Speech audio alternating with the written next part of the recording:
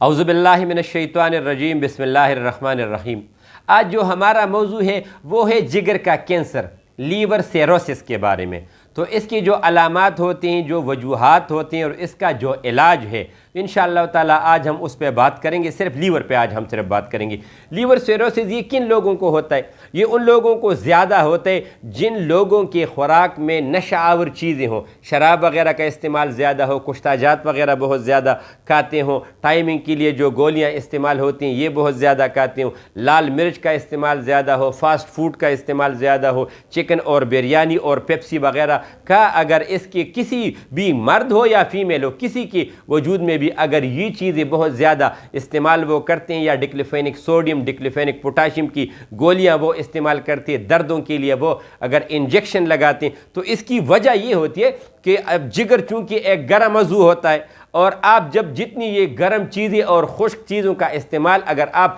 زیادہ کریں گے تو اس سے جگر اوور ہیٹ ہو جاتا ہے، اور اس کی گرمی کی وجہ سے آپ کی وجود میں نقصانات کا آنا شروع ہو جاتا ہے۔ تو اس کی جو پہلی علامات ہیں وہ یہ ہوتی ہیں کہ آپ کی جگر والے سائٹ پہ ہلکا سا درد آہستہ آہستہ آنا شروع ہو جائے گا۔ جب اگر آپ اس کا صحیح علاج نہ کرو تو وہ پھر اس طرح ہوتا ہے کہ وہاں پہ بوجھ کا آنا شروع ہو جاتا ہے، پھر اس کے بعد آپ کو قبض کی شکایت ہو جاتی ہے، پھر اس کے بعد آپ کا چھوٹا پیشاب جو ہے وہ بالکل ریڈ کلر کا آنا شروع ہو جاتا ہے، تیل کی مانند ہو جاتا ہے، قبض کی شکایت ہو جاتی ہے، سانس خراب ہونا شروع ہو جاتا ہے، وجود میں دردوں کا آنا شروع ہو جاتا ہے، کوئی چیز ہضم نہیں ہوتی، الٹیوں کا سلسلہ بھی شروع ہو جاتا ہے۔ اگر اس میں آپ پھر ٹیسٹ کر لو LFT لیور فنکشن ٹیسٹ، تو اس میں اگر آپ کا بلروبن ٹھیک آ رہا ہے، SGPT بھی ٹھیک آ رہا ہے، لیکن اس میں آپ کا جو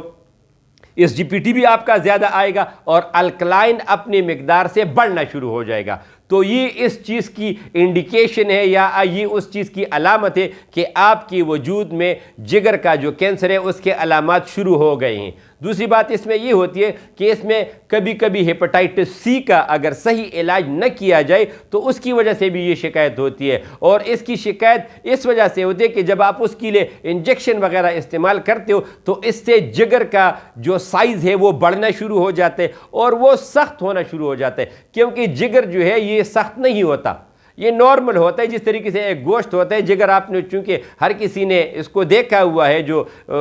یہ چارپائیوں وغیرہ کے یہ ہیں تو وہ تو دیکھا ہوا، تو یہ بہت زیادہ نرم ہوتا ہے۔ تو جب آپ کو لیور سیروسس کی شکایت ہونا شروع ہو جائے گی تو یہ سخت ہو جائے گا، اور آپ کے وجود میں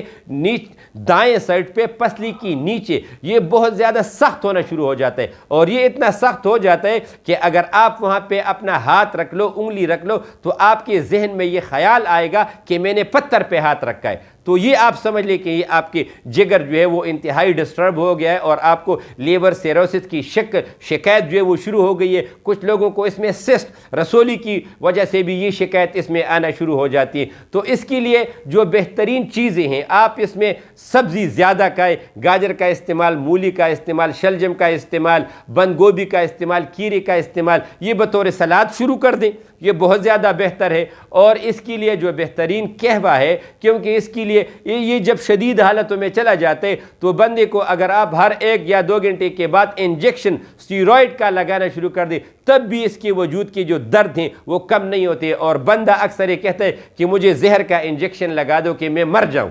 تو اس کے لیے آپ اس طرح کریں کہ آپ نے ارک مکو، ارک کاسنی، ارک سونف اور شربتی دینار پانی کی جگہ یہ آپ اس کو دینا شروع کر دوں۔